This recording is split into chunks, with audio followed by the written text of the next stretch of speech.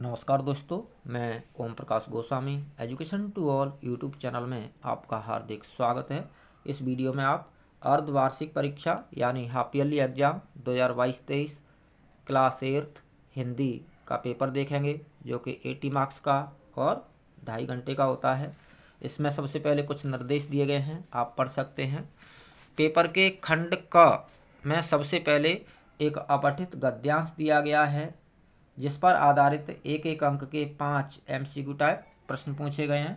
अपठित गद्यांश है, संसार में शांति व्यवस्था और सद्भावना के प्रसार के लिए बुद्ध, ईसा मसीह, मोहम्मद, चैतन्य, नानक आदि महापुरुषों ने धर्म के माध्यम से मनुष्य को परम कल्याण के पथ का निर्देश दिया, किंतु बाद में यही धर्म मनुष्य के हाथ में एक अस्त्र बन गया। धर्म के नाम पर पृथ्वी पर जितना रक्तपात हुआ उतना और किसी कारण से नहीं, पर धीरे धीरे मनुष्य अपनी शुभ बुद्धि से, किससे? शुभ बुद्धि से धर्म के कारण होने वाले अनर्थ को समझने लग गया है। भौगोलिक सीमा और धार्मिक विश्वास जनित भेदभाव अब धरती से मिटते जा रहे हैं। विज्ञान की प्रगति तथा संचार के साधनों में वृद्धि के कारण देशों की दूरियां कम हो गई हैं। देशों की दूरियां कम कैसे हो गई हैं? विज्ञान की प्रगति तथा संचार के साधनों में वृद्धि के कारण देशों की दूरियां कम हो गई हैं, किंतु सांप्रदायिकता आज भी देश की सबसे बड़ी समस्या है। आज भी देश की सबसे बड़ी समस्या क्या है? सांप्रदायिकता। सांप्रदायिकता के कारण मानव से घृणा, ईर्ष्या, वैमनस्य, कटुता में कमी नहीं आई है। मानवीय मूल्यों के महत्व के प्रति जागरूकता उत्पन्न करने का एकमात्र साधन क्या है? शिक्षा का व्यापक प्रसार। अब इस पर आधारित प्रश्न देखेंगे।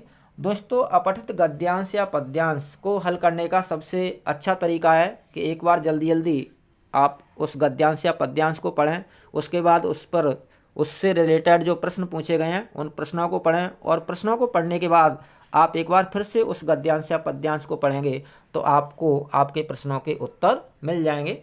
इस तरह से आप हल कर सकते हैं। तो पहला प्रश्न है इस अपठित गद्यांश पर आधारित, मनुष्य अधर्म के कारण होने वाले अनर्थ को कैसे समझने लगा? अपनी शुभ बुद्धि से। तो सही उत्तर है अपनी शुभ बुद्धि से। अगला प्रश्न है विज्ञान की प्रगति और संचार के साधनों की वृद्धि का परिणाम क्या हुआ? देशों की दूरियां कम हुई हैं। अगला प्रश्न, देश में आज भी कौन सी समस्या है? तो सांप्रदायिकता की।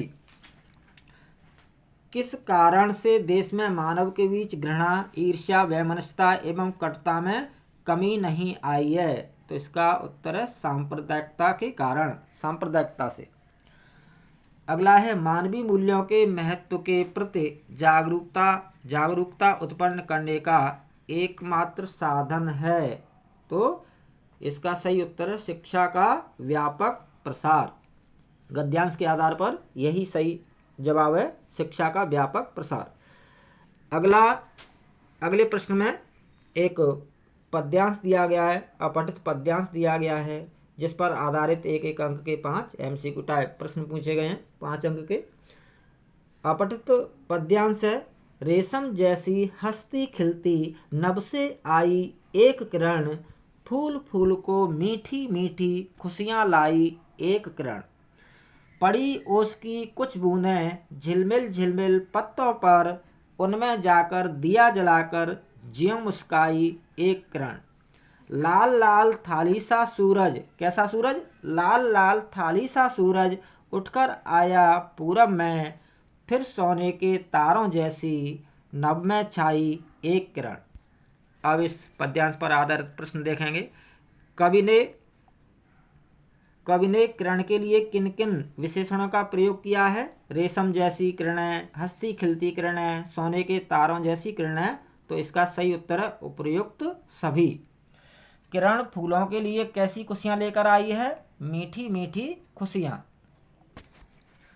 अगला प्रश्न है ओस की बूंदों ने पत्तों पर क्या किया? तो पत्तों ओस की बूंदें पत्तों पर झिलमिला रही थीं, तो ओस की बूंदों ने पत्तों को क्या कर दिया, चमका दिया। उन पर एक दिया सा जला दिया, तो किरणों ने, जो ओस की बूंदें पत्तों पर थीं, उन ओस की बूंदों में दिया सा किसने जलाया, किरण ने जलाया, सूरज की किरण ने जलाया। तो ओस की बूंदों के कारण जो पत्ते हैं वो चमकने लगे, झिलमिलाने लगी पत्तों पर वो ओस की बूंदें। सूरज की विशेषता है वह लाल लाल थाली जैसा है। ये सही उत्तर है। अगला प्रश्न है, उपर्युक्त पद्यांश का उचित शीर्षक, शीर्षक मीन्स नाम, लिखिए। तो इसका सही उत्तर होगा एक किरण। उपर्युक्त पद्यांश का उचित शीर्षक यानी नाम क्या होगा, एक किरण। अगला है खंड ख, जिसमें व्याकरण से संबंधित प्रश्न पूछे गए हैं। पहला प्रश्न है, विशेषण शब्दों में प्रत्यय लगाकर संज्ञा बनाएं। तो महंगा से क्या बन जाएगा, ई प्रत्यय लगाएंगे तो महंगाई। ईमानदार से ईमानदारी। अच्छा से अच्छाई, अच्छा से अच्छाई। सुंदर से सुंदरता। महान से महानता। इस तरह से इन विशेषण शब्दों में प्रत्यय लगाकर संज्ञा बना सकते हैं। और ये महंगाई, महानता, सुंदरता, ईमानदारी, अच्छाई, ये सभी भाववाचक संज्ञा के एग्जाम्पल हैं। यह 5 अंक का प्रश्न था। अगला जो सेकंड प्रश्न है यह भी व्याकरण से संबंधित है और एक एक अंक के 10 प्रश्न पूछे गए हैं। तो ये 10 अंक का प्रश्न है दूसरा, जिसके काम है निम्नलिखित शब्दों में से शुद्ध शब्द पहचाने। तो शुद्ध शब्द है उज्ज्वल, इसमें दोनों ज आधे होते हैं, उज्ज्वल, ये सही है। बाकी सभी गलत है, उज्ज्वल सही है। गजेंद्र शब्द का सही संधि विच्छेद पहचानिए। तो गजेंद्र शब्द का सही संधि विच्छेद होगा गज प्लस इंद्र, गुण संधि। अगला प्रश्न है, निम्नलिखित में से एक प्रत्यय से कौन सा शब्द बना है, एक प्रत्यय से कौन सा शब्द बना है। तो साप्ताहिक, व्यापारिक, दैनिक, सभी में एक प्रत्यय है। तो सही उत्तर है उपरोक्त सभी, सभी में एक प्रत्यय है। अगला प्रश्न है, जिस समास में दोनों शब्द प्रधान होते हैं, दोनों पद या शब्द प्रधान होते हैं, उस समास को क्या कहते हैं। तो द्वंद्व समास। निम्नलिखित में से कौन द्वंद्व समास का उदाहरण है। तो द्वंद्व समास का उदाहरण है पाप पुण्य। अगला है, भीरु बेबस शब्द का समास विग्रह कीजिए। तो भीरु और बेबस का समास विग्रह होगा भीरु और बेबस, द्वंद्व समास। अगला है, निम्नलिखित में से संज्ञा के कौन कौन से प्रकार हैं। तो व्यक्तिवाचक, जातिवाचक, भाववाचक, ये सभी संज्ञा के प्रकार हैं। तो इसका सही उत्तर है उपरोक्त सभी। निम्नलिखित में से व्यक्तिवाचक संज्ञा का उदाहरण पहचानें। तो लेखक जातिवाचक है, शिक्षिका जातिवाचक है, ईमानदारी भाववाचक है। तो व्यक्तिवाचक संज्ञा का एग्जाम्पल क्या हुआ, बदलू, बदलू व्यक्तिवाचक संज्ञा का एग्जाम्पल है। अगला है, निम्नलिखित शब्दों से भाववाचक संज्ञा पहचानिए। तो इसमें भाववाचक संज्ञा है लड़कपन, लड़कपन या बचपन कह सकते हैं। लड़कपन भाववाचक संज्ञा का एग्जाम्पल है, जबकि सुंदर और ईमानदार विशेषण हैं। बच्चा, बच्चा जातिवाचक है, सुंदर और ईमानदार क्या है, विशेषण है। और लड़कपन कैसी संज्ञा है, भाववाचक संज्ञा है। अगला प्रश्न है, भारत की खोज पुस्तक किसके द्वारा लिखी गई है। तो भारत की पुस्तक जवाहरलाल नेहरू जी द्वारा लिखी गई थी। अगला प्रश्न है, खंड ग पेपर का तीसरा पार्ट शुरू होता है खंड ग, जिसमें 2.5 अंक के 4 प्रश्न पूछे गए हैं 10 अंक के, जो कि आपकी पाठ्य पुस्तक के पाठों पर आधारित हैं। वस्तु विनिमय क्या है। वस्तु विनिमय यानी वस्तु के बदले वस्तु बेचना एवं खरीदना वस्तु विनिमय कहलाता है। यानी वस्तुओं का आदान प्रदान वस्तु विनिमय कहलाता है। और विनिमय की प्रचलित पद्धति क्या है। अभी विनिमय की प्रचलित पद्धति रुपया है। हम रुपयों से कोई भी चीज़ खरीद सकते हैं और रुपयों के लिए कोई भी चीज़ बेच सकते हैं। तो अभी प्रचलित पद्धति रुपया है। अगला प्रश्न है, लेखक ने लेख का शीर्षक क्या अंदराज हुआ जाए क्यों रखा होगा। क्या आप इससे भी बेहतर शीर्षक सुझा सकते हैं। तो लेखक ने ऐसा शीर्षक इसलिए रखा होगा क्योंकि जो समाज का जो वातावरण है, माहौल है, उसमें कुछ बुराइयां हैं, लेकिन बुराइयों से ज़्यादा समाज में आज भी अच्छाइयाँ हैं, आज भी अच्छे लोग हैं, सज्जन हैं। इसलिए लेखक ने प्रश्न पूछा है कि क्या अंदराज होने की आवश्यकता है, तो निराश होने की आवश्यकता नहीं है। आज भी समाज में अच्छे लोग हैं, अच्छाई है। क्या आप इससे भी बेहतर शीर्षक सुझा सकते हैं, यानी कोई और नाम सुझा सकते हैं? तो आप शीर्षक सुझा सकते हैं कि आओ आशा का दीप जलाएं, या आशा का दीपक, अच्छा समाज। इस तरह से कोई भी टाइटल आप देख सकते हैं, शीर्षक सुझा सकते हैं। अगला प्रश्न है, लेखक ने लोगों ने सलाह दी कि समझदार आदमी इस शाम वाली बस से सफ़र नहीं करते। लोगों ने ऐसी सलाह क्यों दी? क्योंकि बस की हालत बहुत ही दयनीय थी, बस बहुत पुरानी थी, खराब थी, वह कभी भी खराब हो सकती थी, इसलिए लोगों ने ऐसी सलाह दी। अगला प्रश्न है, क्या निराश हुआ जाए पाठ में लेखक ने स्वीकार किया है कि लोगों ने उन्हें भी धोखा दिया है, फिर भी वह निराश नहीं है। आपके विचार से इस बात का क्या कारण हो सकता है? लेखक ने लिखा है कि लोगों ने उन्हें भी धोखा दिया है, लेकिन फिर भी वो निराश नहीं है, क्योंकि धोखा देने वाले लोग उनको कम मिले और सहयोग करने वाले अच्छे लोग, ईमानदार लोग, सहायता करने वाले लोग समाज में उनको ज़्यादा मिले, ज़्यादा दिखे, इसलिए निराश होने की आवश्यकता नहीं है। अगला है आपकी पाठ्य पुस्तक से ही संबंधित प्रश्न है, जो कि 2.5 अंक के 4 प्रश्न हैं, 10 अंक के। आप प्रश्न पढ़ सकते हैं और अपने एग्जाम की अच्छी तरह से तैयारी कर सकते हैं। पक्षी और बादल द्वारा लाई गई चिट्ठियाँ कौन पढ़ पाते हैं? तो पक्षी और बादल द्वारा लाई गई चिट्ठियाँ पेड़, पानी, पहाड़, पेड़ पौधे, पानी और पहाड़ पढ़ पाते हैं, समझ पाते हैं। अगला है, मनवा तो दम दिस पर है, यह तो सुमिरन नाय के द्वारा कबीर क्या कहना चाहते हैं? तो कबीरदास कहना चाहते हैं कि माला तो कर में फिरे, जीव फिरे मुख माय, मनवा तो दम दिस पर है, यह तो सुमिरन नाय। यानी जो भगवान का भजन है, भगवान की भक्ति है, वो सच्चे मन से की जाती है। सच्चे मन से की गई भक्ति ही भगवान की सच्ची भक्ति होती है, अच्छी भक्ति होती है, सही मायने में भक्ति होती है। मन यदि चंचल है तो चंचल मन से ईश्वर की भक्ति नहीं होती। जब पूरे सच्चे मन से ईश्वर का नाम लिया जाता है, वही सही और सच्ची भक्ति होती है। अगला प्रश्न है, संस्कृत के व्याकरण की रचना किसने की थी? तो पाणिनि। भारत के 2 प्रमुख महाकाव्यों के नाम लिखिए, रामायण, महाभारत। अगला है, तक्षशिला क्यों प्रसिद्ध है? तो तक्षशिला इसलिए प्रसिद्ध है क्योंकि यह प्राचीन भारत में गांधार देश की राजधानी थी और शिक्षा का प्रमुख केंद्र था। यहाँ का विश्वविद्यालय, तक्षशिला का विश्वविद्यालय दुनिया के प्राचीनतम विश्वविद्यालयों में से एक था।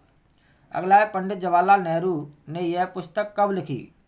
पंडित जवाहरलाल नेहरू ने भारत की खोज पुस्तक 1944 यानी देश की आज़ादी से पहले लिखी, अहमदनगर की जेल में रहते हुए लिखी थी। भारत की खोज इंग्लिश में लिखी थी, डिस्कवरी ऑफ इंडिया के नाम से, जिसका हिंदी में अनुवाद भारत की खोज नाम से किया गया। अगला प्रश्न है, किस युद्ध में अशोक की सेना ने भयंकर कत्लेआम किया था? कत्लेआम मीन्स मारकाट। तो कलिंग युद्ध में। और इस युद्ध के बाद सम्राट अशोक ने बौद्ध धर्म अपना लिया था। अगला प्रश्न है, चाणक्य किस नाम से जाने जाते थे और उनकी रचना का नाम लिखिए? तो चाणक्य कौटिल्य के नाम से जाने जाते थे और उनकी रचना का नाम है अर्थशास्त्र। अगला एक गद्यांश है, जो कि क्या निराश हुआ जाए पाठ से लिया गया है, जिस पर आधारित 5 अंक के प्रश्न पूछे गए हैं। गद्यांश आप पढ़ सकते हैं, क्या निराश हुआ जाए पाठ से लिया गया है, जिसके लेखक हजारी प्रसाद द्विवेदी जी हैं। एक गद्यांश आप पढ़ सकते हैं। इस पर आधारित प्रश्न है, नौजवानों ने मिलकर क्या हिसाब बनाया? तो नौजवानों ने मिलकर हिसाब बनाया ड्राइवर को पकड़कर मारने पीटने का। अगला है, ड्राइवर ने लेखक को किस तरह से देखा? तो बड़े कातर ढंग से, यानी रक्षा की इच्छा से ड्राइवर ने लेखक की तरफ देखा कि मुझे इन लोगों से बचाइए प्लीज़। तो बड़े कातर ढंग से, रक्षा की इच्छा से ड्राइवर ने लेखक की ओर देखा। अगला प्रश्न है, अगर कोई दुर्घटना होती तो लोगों को क्या सही जान पड़ता? तो लोगों ने सोचा यदि कोई दुर्घटना घटी तो ड्राइवर को मारना पीटना, ऐसा उन्होंने सोचा। ड्राइवर को समाप्त कर देना है, ऐसा उन्होंने सोचा। सही जान पड़ रहा था, जो कि गलत था, क्योंकि ड्राइवर और कंडक्टर दोनों ही बहुत अच्छे थे। अगला प्रश्न है, बच्चों के पास लोटे में पानी और दूध लेकर कौन आया था? तो बस कंडक्टर। अगला प्रश्न एक पद्यांश है, जो कि आपकी पाठ्य पुस्तक की कविता भगवान के डाकिये से लिया गया है, जिस पर आधारित 5 अंक के प्रश्न पूछे गए हैं। पद्यांश है, पक्षी और बादल ये भगवान के डाकिये हैं, जो एक महादेश से दूसरे महादेश को जाते हैं। हम तो समझ नहीं पाते, लेकिन उनकी लाई चिट्ठियाँ पेड़ पौधे पानी और पहाड़ बाँचते हैं। इस पर आधारित प्रश्न देखेंगे। ये भगवान की डाकी कविता से लिया गया है पद्यांश, जिसके कवि रामधारी सिंह दिनकर हैं। कवि ने भगवान की डाकी किसे कहा है? पक्षी और बादल को। पक्षी और बादल कहाँ से कहाँ तक जाते हैं? एक महादेश से दूसरे महादेश तक। महादेश मीन्स बड़ा देश, एक बड़े देश से दूसरे बड़े देश तक जाते हैं। हम क्या नहीं समझ पाते? उनकी लाई चिट्ठियाँ, पक्षी और बादल के द्वारा जो चिट्ठियाँ लाई जाती हैं, उनको हम लोग नहीं पढ़ पाते, हम लोग नहीं समझ पाते हैं, लेकिन पानी, पहाड़, पेड़ पौधे ये पढ़ पाते हैं, समझ पाते हैं। भगवान की चिट्ठियाँ कौन पढ़ पाते हैं? पेड़ पौधे, पानी और पहाड़। भगवान की लाई चिट्ठियों को, भगवान की चिट्ठियों को जिन्हें पक्षी और बादल लाते हैं, उनको कौन पढ़ पाते हैं, कौन समझ पाते हैं? भगवान की भेजी चिट्ठियों को पेड़ पौधे, पानी और पहाड़ समझ पाते हैं, पढ़ पाते हैं। उपरोक्त कविता का शीर्षक लिखिए। तो यह जो पद्यांश है वो भगवान की डाकी कविता से लिया गया है, जिसके कवि रामधारी सिंह दिनकर हैं। खंड घ में पत्र लेखन और निबंध लेखन से संबंधित प्रश्न है। पत्र लेखन 5 मार्क्स का है, 5 अंक का है, और निबंध लेखन 10 मार्क्स का है। पत्र दोनों में से कोई भी एक पर पत्र लिखना है, और पत्र लेखन संबंधी वीडियो आप देख सकते हैं चैनल पर। और जो निबंध हैं वो इनमें से 3 में से किसी एक टॉपिक पर निबंध लिखना है, जो कि 10 मार्क्स का है। तो यह था half yearly exam Hindi class 8 का पेपर। बहुत बहुत धन्यवाद, हार्दिक शुभकामनाएं, all the best, good luck, जय हिंद।